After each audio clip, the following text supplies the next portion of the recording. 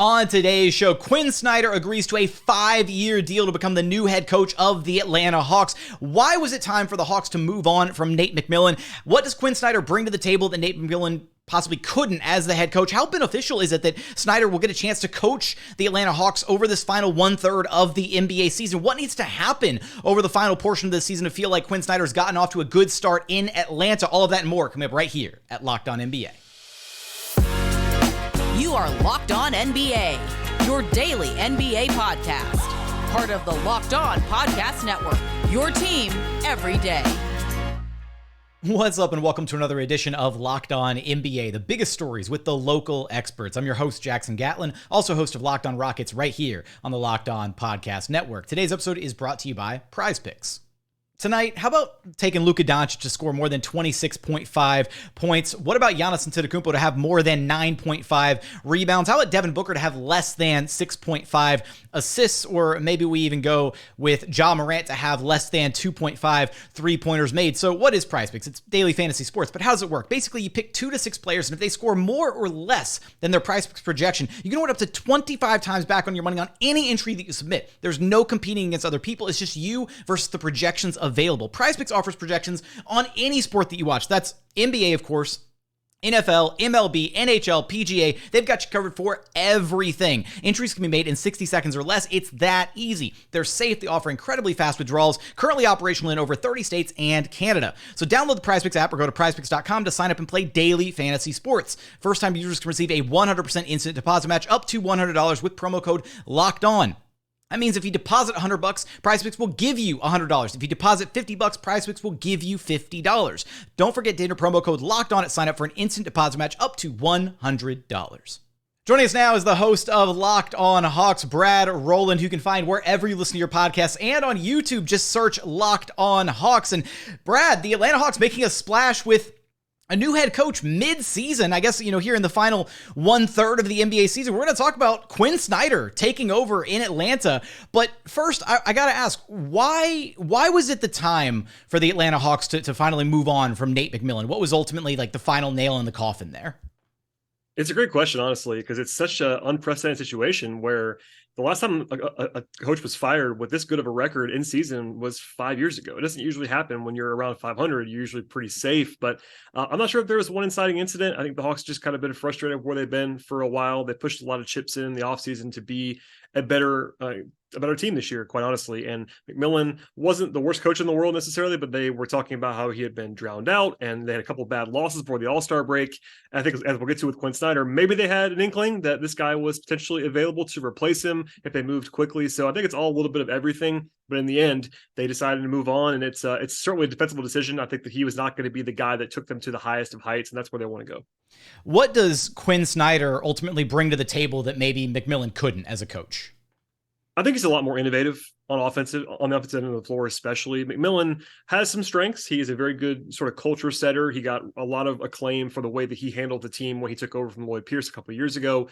But McMillan is not the most innovative guy on offense. He's a very old school, mismatch heavy, a lot of long twos, that kind of thing. It's not exactly analytically friendly in a lot of different ways. And I think the Hawks, in addition to just maybe needing a new voice, needed another mind to, I would say, accentuate the strengths of guys like Trae Young and DeJounte Murray. I think as soon as they brought Murray in, I was kind of thinking aloud that McMillan was probably not the guy that they were going to eventually have to make that all sing on offense, because I think that you have to be a little bit more innovative because, you have these 2 point guards playing together. It's not this conventional setup that's kind of sort of suits McMillan's strengths. And I think Snyder, in addition to that offensive acclaim, also is well renowned for being sort of a guy who gets the most out of his players. I think in Utah, especially early on, before Mitchell and Gobert broke out, they were really having a lot of success being sort of that egalitarian team, like, being well coached, running good stuff, and operating at a high level. So I think Quin's been able to prove himself as this guy who can do a lot of different things. And being that this roster is kind of what it is right now, molding to the roster itself is a strength of his. I think that's one of the reasons why that he makes a lot of sense now.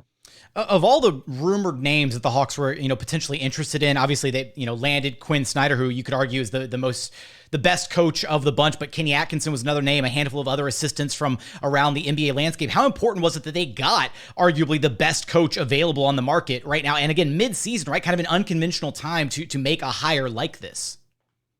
Yeah, I think if you're going to move the way they did and have it be unconventional, like you said, getting a guy who you can certainly win the press conference with in Quin Snyder is probably at least a pretty good messaging approach to your fans and to your team. And if you're going to do this now, coming out of it with what I think is a top 10 coach in the league based on his performance in Utah, that's a pretty good way of emerging from this whole thing. And the Hawks have been kind of the butt of the joke around the league this year for their front office stuff. There's been lots of, palace intrigue, we'll say, from behind the scenes. And now they kind of put that all to bed and have this guy that you can turn to and with just immediate credibility and say, this is our guy. And this is our guy for, 5 yeyears. He signed a 5-year contract reportedly today. So him taking over midseason will be a little bit interesting in a lot of ways, but the fact that they can go ahead and do this, and there were good candidates, but, Snyder was also available now, which I think if the Hawks wanted to go quickly, that was one of the reasons to go ahead and do this, was get in front of the cycle.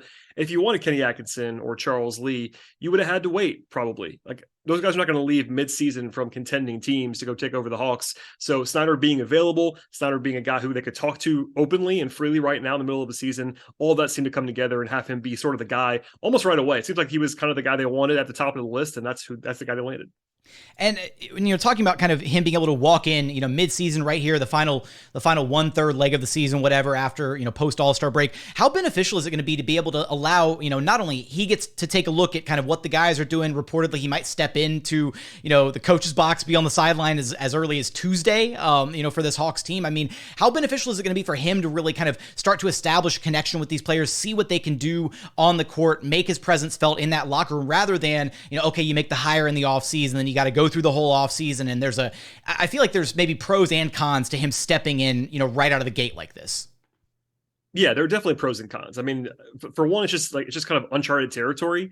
Guys, especially with his level of gravitas and his level of sort of acclaim, this is very unconventional for him to come in now in the middle of the season, where a lot of the times when a team goes outside the organization, they're probably just trying to get a head up for next season. The Hawks have been very clear. They want to win now. They're not trying to push ahead. I think one of the things for me is what you brought up there, is establishing him for the future and getting that groundwork laid. And that all appeals to me.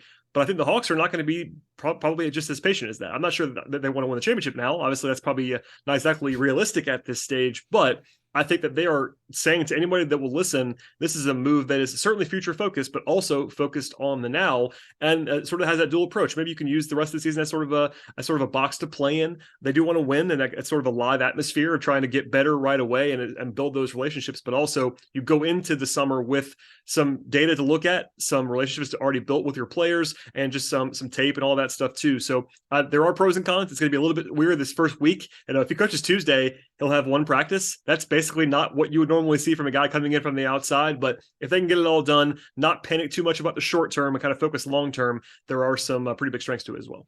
What needs to happen over this final portion of the season for it to feel like Quin Snyder's gotten off to a good start with the Atlanta Hawks? What will he be able to achieve when when he steps into the role with the Hawks? Again, an unconventional hire here at the tail end of the season. Of course, we'll have us covered for all of that and more over at Locked On Hawks. Brad, I appreciate you stopping by Locked On NBA with me.